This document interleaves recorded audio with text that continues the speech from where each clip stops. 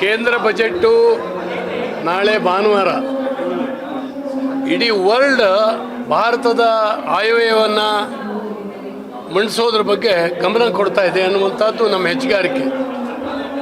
ಇತ್ತೀಚೆಗೆ 4ನೇ ಅತಿ ದೊಡ್ಡ ಆರ್ಥಿಕತೆಯ ರಾಷ್ಟ್ರವಾಗಿ ಹೊರಹೊಮ್ಮಿದೆ.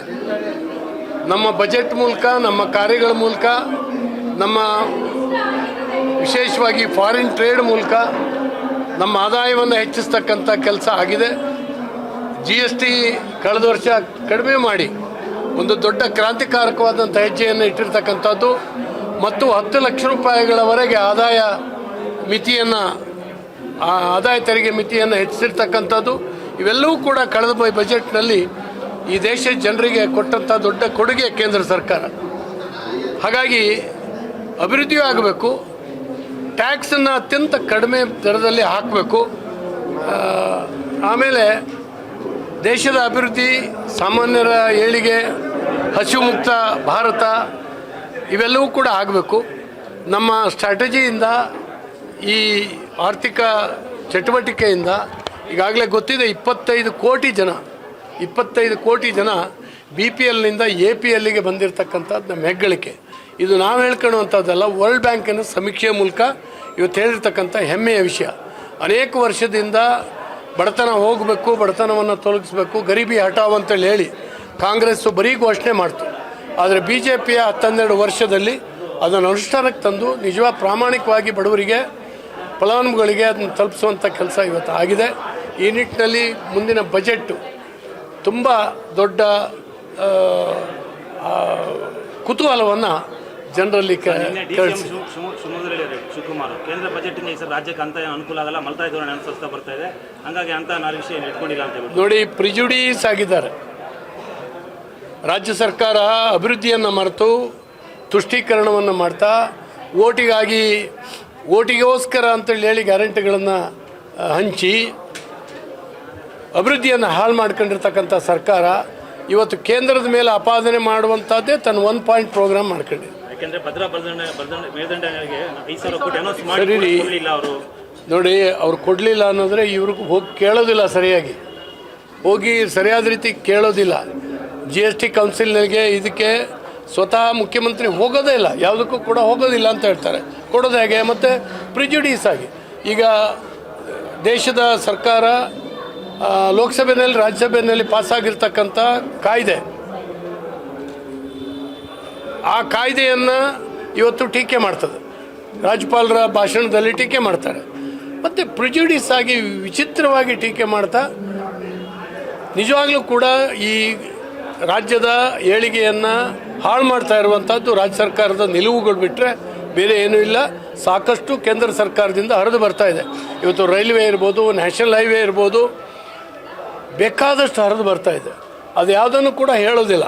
ಒಟ್ಟು ಕ್ಯಾಶ್ ಕೊಡಬೇಕು ಇವ್ರ ಕೈಗೆ ಅಂತ. ಕೊಟ್ಟಿದ್ದು ಏನೋ ಗತಿ ಆಗ್ತದೆ ಅಂತ ಹೇಳಿ ಬೇರೆದಕ್ಕೆ ಡೈವರ್ಟ್ ಮಾಡ್ಕೊಳ್ತಾರೆ. ಇವತ್ತು ಕುಡಿಯೋ ನೀರಿನ ಯೋಜನೆಗೆ JJM ಇರ್ಬೋದು, ಬಹುಗ್ರಾಮ ಕುಡಿಯೋ ನೀರಿನ ಯೋಜನೆ ಇರ್ಬೋದು, UC ಕಳಿಸ್ತೇನೆ 11,000 ಕೋಟಿಯನ್ನು ಲ್ಯಾಪ್ಸ್ ಮಾಡಿದ್ದಾರೆ ನಮ್ಮ ಸರ್ಕಾರ. ಅವನ್ನ ಕೆಲಸ ಪೂರ್ಣಗೊಳಿಸಿ ಯುಟಿಲೈಸೇಷನ್ ಸರ್ಟಿಫಿಕೇಟನ್ನು ಕಳಿಸ್ಲಿಲ್ಲ ಇವತ್ತು. ಇದು ಯಾರು ತಪ್ಪಿದು? ಹಾಗಾಗಿ ಶಿವಕುಮಾರ್ ಹೇಳ್ತಾರೆ ಅಂತ ಹೇಳಿದ್ರೆ ಶಿವಕುಮಾರ್ ಹೇಳ್ತಾರೆ, ಯಾಕಂದರೆ ಅವ್ರಿಗೆ ಏನು ಮಾಡಲಿಕ್ಕಾಗಲ್ಲ. ಹತಾಶೆಯಿಂದ ಇವತ್ತು ಕೇಂದ್ರ ಸರ್ಕಾರವನ್ನು ಟೀಕೆ ಮಾಡುವಂಥ ಕೆಲಸ. KP ಅಗ್ರಹಾರದ ಇನ್ಸ್ಪೆಕ್ಟರ್ ಲಂಚ ತಗೊಳ್ತಿರ್ಬೇಕಾದ್ರೆ ಲೋಕಾಯುಕ್ತ ಬಲೆಗೆ ಸಿಕ್ಕಾಕೊಂಡ್ರು ಸರ್, ಅದು ಒಂದು ಪ್ರಕರಣ ಮಾತ್ರ. ನೀವು ಆ ಬೆಂಗಳೂರಿನಲ್ಲಿ ಕೆಟ್ಟ ಹಾಳಾಗಿ ಹೋಗಿರ್ತಕ್ಕಂಥ ಪೊಲೀಸ್ ವ್ಯವಸ್ಥೆಯನ್ನು ನೋಡಿದ್ರೆ ಅವರು ಲಂಚ ತಗೊಳೋದಲ್ಲ, ಹಣ ಹಿಡ್ಕೊಂಡು ಹೋಗುವಾಗ ತಲೆ ಮೇಲೆ ಹೊಡೆದು ಯಾರನ್ನಾರು ಸಾಯಿಸಿ ಕಿತ್ಕೊಳ್ಳೋವಂಥ ದಿನಗಳು ಇನ್ನು ಮುಂದೆ ಬರ್ತದೆ.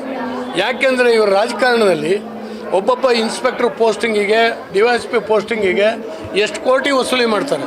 ಅವ್ರು ಜನರಿಂದನೇ ವಸೂಲಿ ಮಾಡ್ಕೋಬೇಕಲ್ಲ, ಕೊಟ್ಟು ಬಂದಂಥವ್ರು. ಈ ಒಂದು ದುರವಸ್ಥೆಗೆ ಇಡೀ ಪೊಲೀಸ್ ಇಲಾಖೆಯನ್ನು ತಳ್ಳಿದೆ. ಹಾಗಾಗಿ ನಾನು ಅಧಿಕಾರಿಗಿಂತಲೂ ಕೂಡ ಅಧಿಕಾರಿಯನ್ನು ಪೋಸ್ಟಿಂಗ್ ಮಾಡೋ ಸಂದರ್ಭದಲ್ಲಿ ನಡೆದಂಥ ವ್ಯವಹಾರ ಈ ಕುಸ್ತಿಗೆ ಬಿದ್ದಿದ್ದಾರೆ. ಈಗಾಗಲೇ ಹೋಮ್ ಮಿನಿಸ್ಟರ್ ಹೇಳ್ತಾರೆ, ನನ್ನ ಕೈಲಿ ಏನೂ ಇಲ್ಲ, ಬೇರೆ ಅದನ್ನು ಇದು ಮಾಡ್ತಾ ಇದ್ದಾರೆ ಅಂತ. ಹೋಮ್ ಮಿನಿಸ್ಟರ್ ಕೈಯಲ್ಲಿ ಪೊಲೀಸ್ ಇಲಾಖೆ ಇಲ್ಲ. ಇವತ್ತು ಹೋಮ್ ಮಿನಿಸ್ಟರ್ ಕೈಯಲ್ಲಿ ಏನೂ ಮಾಡೋಕ್ಕಾಗ್ತಾ ಇಲ್ಲ. ಮುಖ್ಯಮಂತ್ರಿಗಳ ಮಗ ಒಂದಷ್ಟು ನಿಭಾಯಿಸ್ತಾನೆ, DCM ತಮ್ಮ ಒಂದಷ್ಟು ನಿಭಾಯಿಸ್ತಾನೆ. ಹಾಗಾಗಿ ಇಡೀ ವ್ಯವಸ್ಥೆ ಕೆಟ್ಟ ಹಾಳಾಗೋಗಿದೆ. ಆದ್ದರಿಂದ ಜನರಿಗೆ ಇದರಿಂದ ಹೊಡ್ತಾ ಹೊತ್ತು ಬೇರೆ ಏನು. ಪೋಸ್ಟಿಂಗ್ ವೇಳೆ ಸಾಕಷ್ಟು ಕೋಟಿ ರೂಪಾಯಿ ಕೊಟ್ಟು ಬಂದಿದ್ರು ಇನ್ಸ್ಪೆಕ್ಟರ್. ಅದೇನೇ ಹೇಳಿದೆ, ಪೋಸ್ಟಿಂಗಿಗೆ ಕೋಟಿಗಟ್ಟಲೆ ಅವ್ರ ಹತ್ರ ವಸೂಲಿ ಮಾಡಿದ್ರೆ ಅವರು ಜನರದ್ದು ಬುರುಡೆ ಮೇಲೆ ಹೊಡೆದು ಸಾಯಿಸಿ ವಸೂಲಿ ಮಾಡ್ತಾರೆ. ಆ ಮಟ್ಟಕ್ಕೆ ಇಳಿದಿದ್ದಾರೆ. ನೀವು ಪೊಲೀಸ್ ಸ್ಟೇಷನ್ಗೆ ಹೋಗಿ ನೋಡಿ, ಪೊಲೀಸ್ ಕಂಪ್ಲೇಂಟ್ ತೊಗೊಳಕ್ಕೆ ದುಡ್ಡು, ಬೆಂಗಳೂರಿನಲ್ಲಿ ಕಂಪ್ಲೇಂಟ್ ರಿಸೀವ್ ಮಾಡ್ಕೊಳಕ್ಕೆ ದುಡ್ಡು. ಖಂಡಿತ ತಪ್ಪು. ಅವ್ರಿಗೆ ಶಿಕ್ಷೆ ಆಗಬೇಕು ಅಂತೇಳಿ ನಾನು ಈ ಸಂದರ್ಭದಲ್ಲಿ ಒತ್ತಾಯಿಸ್ತೀನಿ. ಹಾಗೆಯೇ ಪೋಸ್ಟಿಂಗ್ ಮಾಡುವಾಗಲೂ ಕೂಡ ಸಹಜವಾಗಿ ಆಸೆ ಇರ್ತದೆ, ಯಾವುದೋ ಒಂದು ಪೊಲೀಸ್ ಸ್ಟೇಷನಲ್ಲಿ ಕೆಲಸ ಮಾಡೋಣ, ಅದು ಮಾಡೋಣ, ಇದು ಮಾಡೋಣ. ಅದಕ್ಕೆ ಅವಕಾಶನೂ ಸರ್ಕಾರ ಕೊಡಬಾರ್ದಲ್ರಿ. ಸರ್ಕಾರ ಹರಾಜಿಗೆ ಇಟ್ಬಿಟ್ರೆ, ಅಂಗಡಿ ಇಟ್ಕೊಂಡು ಓಪನ್ ಮಾಡ್ಕೊಂಡು ನೀನು ಯಾರು ಜಾಸ್ತಿ ಕೊಡ್ತೀಯಾ ಅವ್ರಿಗೆ ಕೊಡ್ತೀನಿ ಒಂದು ಪೋಸ್ಟನ್ನು ಅಂತ ಹೇಳಿದ್ರೆ ಹರಾಜು ಹಾಕ್ಬಿಟ್ಲಿ.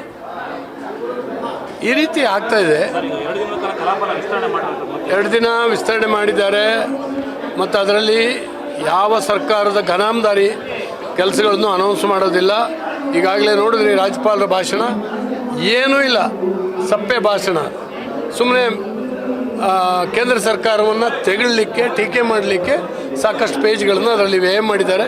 ಬೇರೆ ಏನೂ ಆಗ್ತಾ ಇಲ್ಲ. ಸರ್ ಏನು ಮಾಡೋದು ಸರ್, ನಿಮ್ಮ ಭಾಳ ಹಿರಿಯ ಒಬ್ಬರು ಸದಸ್ಯರು, ವಿಧಾನ ಪರಿಷತ್ ಸದಸ್ಯರು, ಗವರ್ನರ್ ಎದುರುಗಡೆ ಹೆಂಗೆ ನಡ್ಕೊಂಡ್ರು ಗೊತ್ತಿದ್ದೇನೆ. ಅವರೇ ಹೇಳ್ತಾರೆ ನನ್ನ ಅಂಗಿ ಹರಿದ್ರು ಅಂತ. ಅವರೇ ಅಂಗಿ ಹರ್ಕೊಂಡು ಅವರೇ ಹೋರಾಟ ಮಾಡಿ ಸ್ವಲ್ಪ ಹೆಚ್ಚು ಕಮ್ಮಿ ಅವ್ರ ಸೆಕ್ಯೂರಿಟಿ ಅವ್ರು ಇಲ್ಲದೇ ಇದ್ದರೆ ರಾಜ್ಯಪಾಲರ ಮೇಲೆ ಹಲ್ಲೆ ನಡೀತಿತ್ತು. ಚಿಂತಕರ ಚಾವಡಿನಲ್ಲಿ ಇವರೆಲ್ಲ ಅಚಿಂತಕರು ಕೂತ್ಕೊಂಡು ಏನು ಮಾಡೋದು ಕೆಲಸ. ಇವತ್ತು ಆ ವೇದಿಕೆಯನ್ನು ಕೂಡ ಕಲುಷಿತಗೊಳಿಸುವಂಥ ಕೆಲಸ ಆಗಿದೆ ಕೆಲವರಿಂದ. Thank you. ನ್ಯೂಸ್ ಫಸ್ಟ್, ನಿರ್ಭೀತಿಯಿಂದ ನಿಮ್ಮ ಪರವಾಗಿ.